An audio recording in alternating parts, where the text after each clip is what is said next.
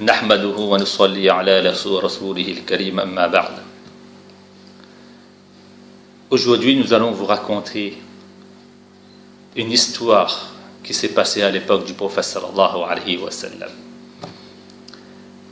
Ce récit est rapporté dans le livre de Tirmizi, rapporté par 10 compagnons du prophète sallallahu alayhi wa sallam et que l'imam Tirmizi a qualifié d'authentique, de sahih. À l'époque du prophète sallallahu alayhi wa sallam, la Masjid Nabawi de Médina était construite de troncs de palmiers. Lorsque le prophète sallallahu alayhi wa sallam faisait ses sermons, ses discours, il avait l'habitude de s'appuyer, de prendre appui à un de ces troncs.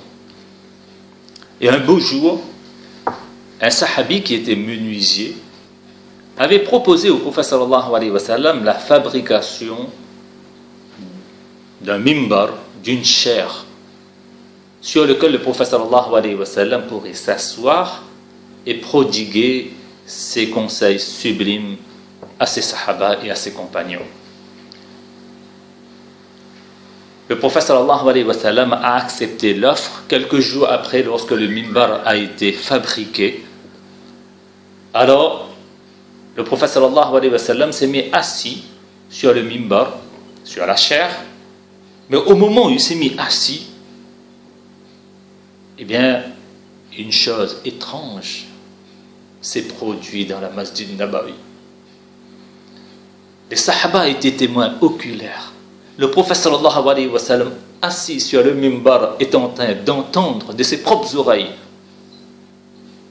le tronc de palmier sur lequel il avait l'habitude de s'appuyer est en train de pleurer amèrement.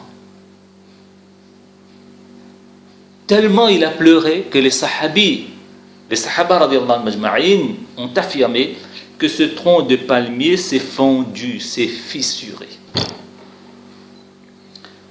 Et les sahaba radiallahu majma'in étaient tellement affectés par les pleurs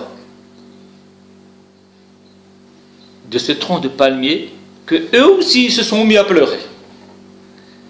Donc il y avait des pleurs d'un bois inerte et des humains qui résonnaient dans la Masjid Nabawi. Ce jour-là, on pouvait comprendre dans quelle atmosphère tout cela se passait.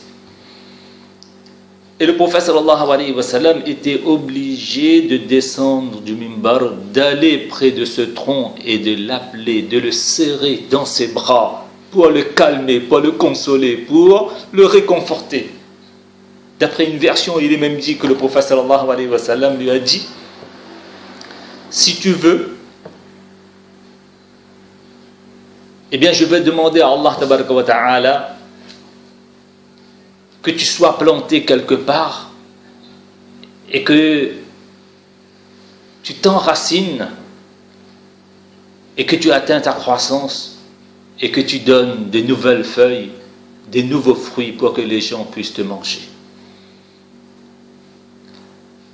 Ou bien, soit je demande à Allah tabaraka wa ta'ala de te planter dans le paradis et que ce sont les élus du paradis, les habitants du paradis qui mangent de tes fruits.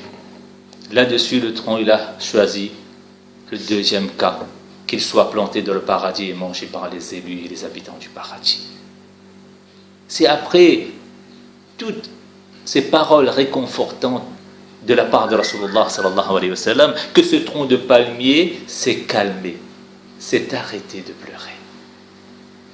Lorsque ce récit de palmier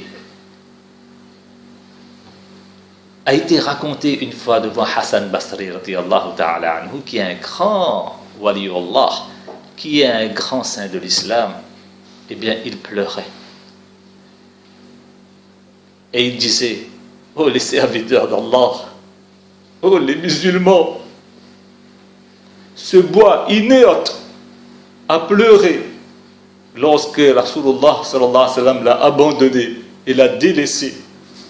Mais quant à vous, musulmans, à chaque instant, à chaque moment de votre vie, vous abandonnez, vous délaissez les enseignements de Rasulullah sallallahu alayhi wa sallam, Il n'y a même pas un pincement, une douleur dans votre cœur.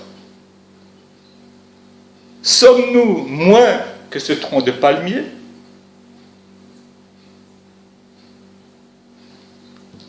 Et là, j'aimerais dire à des frères qui ont été contaminés par ce virus,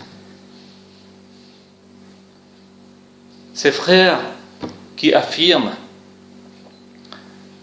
que les enseignements du prophète sallam, la sunna du prophète sallam, c'est quelque chose qui remonte de 1400 ans, de 14 siècles, de 15 siècles. C'est des choses anciennes, ce sont des choses de l'Antiquité qui n'ont plus de valeur. Qu'Allah tabaraka wa ta'ala nous protège de dire ce genre de paroles à propos des enseignements du prophète sallallahu alayhi wa sallam à notre époque actuelle. À l'époque actuelle, les gens vénèrent et donnent de la considération et accordent beaucoup de valeur à toute chose ancienne.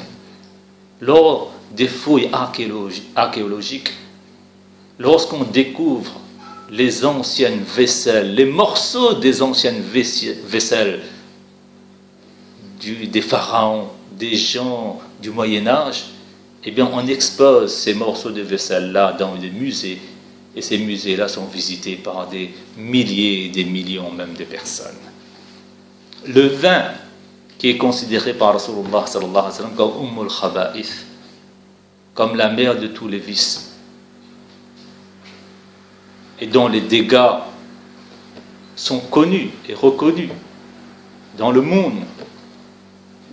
Lorsque un vin est vieux, il a beaucoup de valeur. Il devient plus coûteux. Mais malheureusement, la seule chose ancienne aujourd'hui sur terre qui n'a plus de valeur aux yeux des musulmans, c'est la sunna de Rasulullah sallallahu alayhi wa sallam. Qu'Allah tabaraka wa ta'ala nous fasse comprendre. Qu'Allah tabaraka wa ta'ala nous donne la chance de porter chaque enseignement du prophète sallallahu alayhi wa sallam dans notre cœur, de le vénérer et de comprendre sa valeur et surtout ses mérites et ses vertus. Wa akhiru da'wana alhamdulillahi rabbil alamin.